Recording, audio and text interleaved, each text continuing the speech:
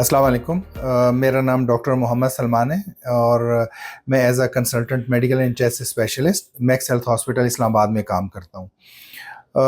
आज हम ओबेसिटी पे बात करेंगे। बाय डेफिनेशन ओबेसिटी हम कहते हैं कोई भी ऐसा शख्स मेल या फीमेल जिसका बीएमआई मोर देन 30 हो।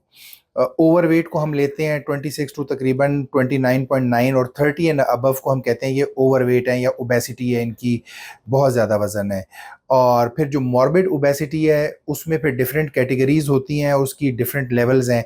तो हम ओवरऑल आज ओबेसिटी ही की बात करेंगे। ओबेसिटी की बहुत सारे रीज़न हो सकते हैं। इसमें बेसिकली सिर्फ ये नहीं होता कि आप खाना बहुत ज़्यादा खाते हैं या आपकी बॉडी उसे यूटिलाइज़ नहीं कर पा रही है जिसकी वजह से आपका वेट गेन हो रहा हो। बेसिकली इसमें एनर्जी मेल फंक्शन होता है। बहुत सारे लोगों में डिफरेंट रीज़न्स की वजह से हो रहा होता है। कुछ लोगों में ये हार्मोनल इम्बैलेंस की वजह से, बहुत सारे लोगों में थायराइड की डिज़ीज़ की वजह से, कुशिंग सिंड्रोम की वजह से, बहुत सारे लोगों में सेडेंट्री लाइफस्टाइल की वजह से। यानी कि सेडेंट्री लाइफस्टाइल मीन कि उनकी कोई डेली रूटीन में एक्सरसाइज शामिल नहीं है या वीक में एक्सरसाइज शामिल नहीं है। खाने पीने की रूटीन उनकी अच्छी नहीं है, नींद उनकी अच्छी नहीं है, बहुत ज़्यादा जंक फूड का इस्तेमाल है, कोल्ड ड्रिंक है, शुगरी फूड का बहुत ज़्यादा इस्तेमाल है। ये एक रीज़न बहुत इम्पॉर्टेंट है। इसके अलावा बहुत सारे लोगों में दवाइयों की वजह से भी ये प्रॉब्लम आ रही होती है। कुछ दवाइयाँ ऐसी हैं जैसे कि हम एंटीसाइकोटिक्स की बात करते हैं, वो भी वेट गेन कराने में हेल्प कर रही होती हैं। लेकिन जो सबसे इम्पॉर्टेंट चीज़ ये है कि आखिर वेट गेन होना या ओबेसिटी इतना इम्पॉर्टेंट क्यों है? क्यों आजकल हम इस बारे में बहुत ज़्यादा बात करते हैं? इसका रीज़न ये है कि अगर किसी इंसान का वज़न एक स्पेसिफ़िक बीएमआई से ज़्यादा बढ़ जाए, उसे शुगर हो सकती है जिसे हम ज़ियाबितीस कहते हैं, ब्लड प्रेशर का मसला हो सकता है, किडनी का मसला हो सकता है, दिल का उसको मसला हो सकता है, खून की नालियों में चिकनाई का जमने वाला इशू हो सकता है जिससे अल्टीमेटली किसी लेवल पर जाकर हार्ट अटैक होना स्टार्ट हो जाता है। तो ये वज़न ज़्यादा होना खाली एक कोई कंडीशन नहीं है, ये मल्टीपल बीमारियों की या कॉम्प्लिकेशन का मजमुआ है जिसकी वजह से आपको किसी ना किसी लेवल के ऊपर जाकर आपके लिए लाइफस्टाइल मुश्किल हो सकता है। अगर हार्ट अटैक हो यानी कि आपकी मूवमेंट बहुत रिस्ट्रिक्टेड हो जाती है, सांस में तंगी स्टार्ट हो जाती है। फिर कुछ लोग ऐसे हैं जिनका वज़न बहुत ज़्यादा हो तो उनको ओवरऑल उनके लंग के ऊपर प्रेशर बढ़ने की वजह से उन्हें सांस की तंगी रहती है। बहुत सारे लोग ऐसे हैं ओवरवेट जिन्हें हम ओबेसिटी स्लीप वाले जो पेशेंट हैं जो बैठे बिठाए सो जाते हैं और बातें कर रहे होंगे अचानक सो जाएंगे। रात को सोने के लिए लेटेंगे तो सांस में तंगी होगी, उन्हें बहुत सारे तकिए रख के सोना पड़ता है। फिर उसमें स्नोरिंग बहुत ज़्यादा होती है। और अगर ऐसा पेशेंट भी वज़न अपना कम कर ले तो उसके 80-90% प्रॉब्लम विदाउट एनी ऑपरेशन या विदाउट एनी मेडिकेशन भी सॉल्व हो सकती हैं। अनटिल अनलेस किसी को थ्रोट में या कोई एनाटॉमिकल डिसफंक्शन है तो एक अलग बात है, वरना वेट लूज होने से आप बहुत सारी चीज़ों से बच सकते हैं। अब अगर आप वेट लूज करें तो सबसे पहला बेनिफिट क्या है? आप डायबिटीज से बच जाएंगे। वो लोग जो बहुत ज़्यादा हेल्दी होते हैं जिनमें इंसुलिन रेजिस्टेंस चल रही हो, अगर वो वेट लूज करते हैं तो उनमें डायबिटीज़ भी रिवर्स हो सकती है।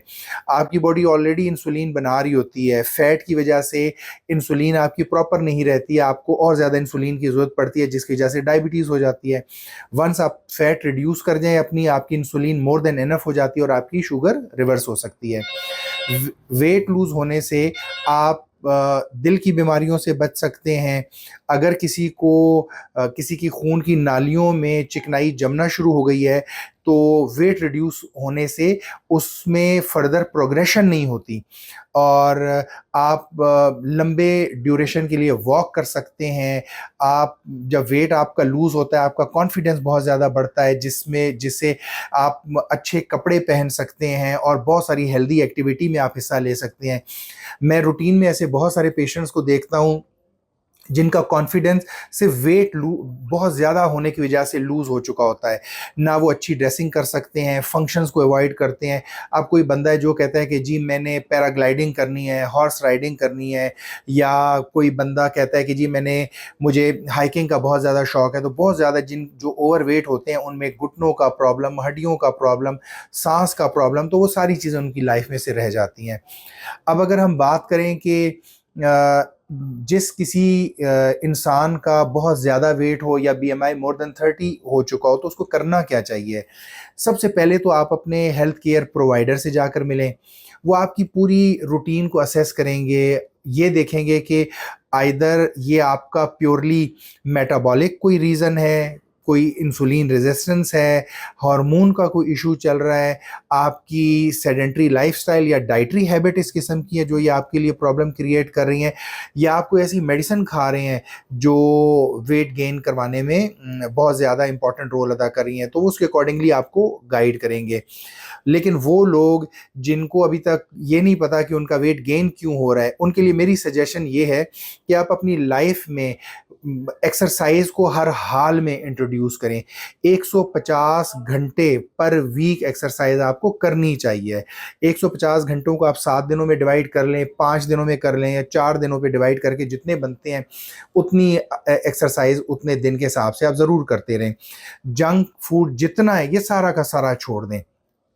पहले क्या होता था, हम पेशेंट्स देखते थे जिनमें विटामिन डी की कमी होती थी। अब रूटीन में लोग हमारे पास आते हैं जिसमें विटामिन बी 12 की डेफिशिएंसी भी होती है।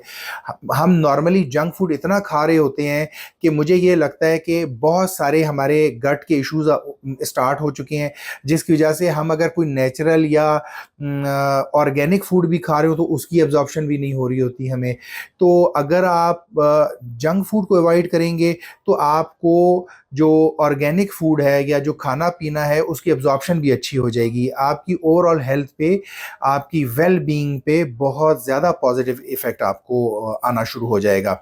जंक फूड के अलावा मीठे को मुकम्मल तौर पर अपनी लाइफ से निकाल दें, वाइट शुगर, वाइट सॉल्ट को मुकम्मल तौर पे अपनी लाइफ से निकाल दें। और नंबर थर्ड, अगर आप स्मोकर हैं तो स्मोकिंग को आप छोड़िए। क्यों? क्योंकि स्मोकिंग भी आपके फेफड़ों को, खून की नालियों को, दिल को, किडनी को, हर एक को इफ़ेक्ट कर रहा होता है। इसके अलावा फिर मीनवाइल आप कोशिश करें कि अपने हेल्थ प्रोवाइडर से मिलकर हार्मोनल या बाकी कोई प्रॉब्लम्स हैं तो उनको सॉल्व करने के लिए उनकी हेल्प लीजिए, जिससे आप अपनी बहुत अच्छी लाइफ गुजार सकते हैं।